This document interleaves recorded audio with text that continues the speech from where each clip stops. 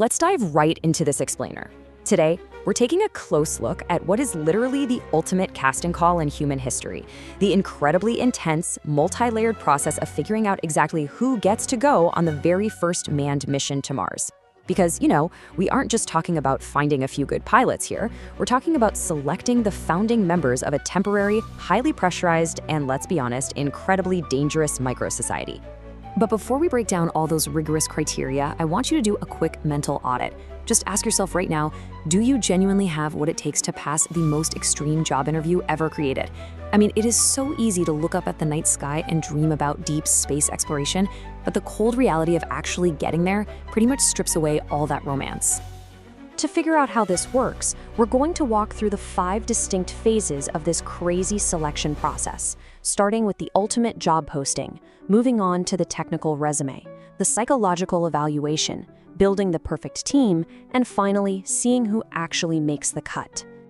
All right, let's kick things off with phase 1, the ultimate job posting.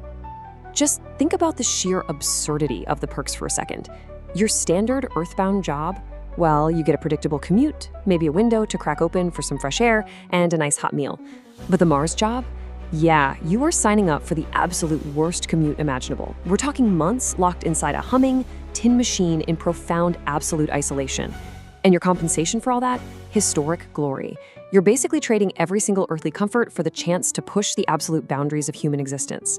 It takes a very specific, almost paradoxical mindset to look at those two options and say, yup, sign me up for the tin can. Which brings us to phase 2, the technical resume.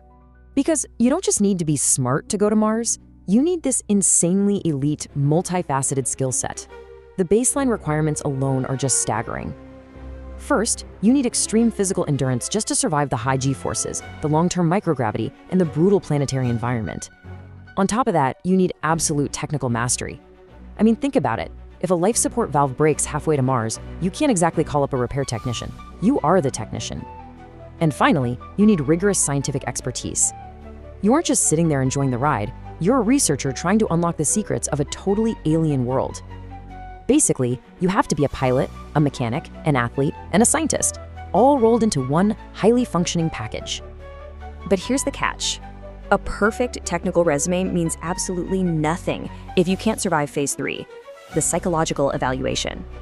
See, the quiet, completely invisible enemy of deep space travel is isolation fatigue. Spending 7 long months crammed in a spacecraft requires way more than just everyday patience. The mental toll of sensory deprivation, the tightly confined quarters, and just the sheer, unending repetition of the exact same environment and the exact same faces day in and day out with literally no escape hatch, it's immense. If a candidate shows even a fraction of a percent of vulnerability to that kind of psychological deterioration, they're immediately disqualified, no exceptions. And let the sheer weight of this next detail sink in for a minute. 22 minutes. That is exactly how long it takes for a single radio signal to travel from Mars back to Earth. So imagine an alarm starts blaring on the ship, and you ask Mission Control for advice. You have to wait 22 minutes in absolute terror just for them to hear your message, and then another 22 minutes for their reply. That's a 44-minute round trip for one single question. In a life or death emergency, nobody is coming to save you. The psychological burden of knowing you are entirely on your own out there, that requires nerves of absolute steel. Okay, moving right along to phase 4, building the perfect team. You see, you can't just grab the 4 smartest or bravest people you can find and throw them into a ship together. It doesn't work that way. You actually have to map out the psychology of the crew like they're a single living organism. It's all about carefully distributing specific personality archetypes. You need the decisive commander, sure, but you also need the empathetic peacekeeper, the meticulous data cruncher, and that one person whose natural optimism can boost morale when it inevitably drops to dangerously low levels. All these different archetypes have to balance each other out perfectly. If you have too many alpha personalities, you're going to get constant conflict.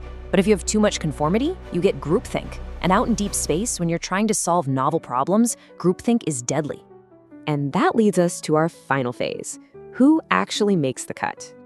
Whoever it is that finally steps onto that transport, whoever actually gets to look back at Earth and see it as just a tiny pale blue dot, they're going to represent the absolute pinnacle of human adaptability. By that point, they'll have proven their technical genius, survived weeks of simulated isolation, and demonstrated truly flawless interpersonal chemistry. They aren't just astronauts anymore. They're the ultimate survivors of the most rigorous selection mechanism our species has ever put together. So, I want to leave you with this final thought to chew on.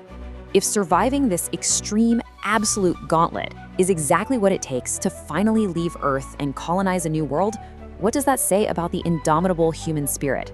As we look forward to our ultimate future among the stars, we really have to ask ourselves, are we truly ready to become a multiplanetary species? It's definitely something to think about.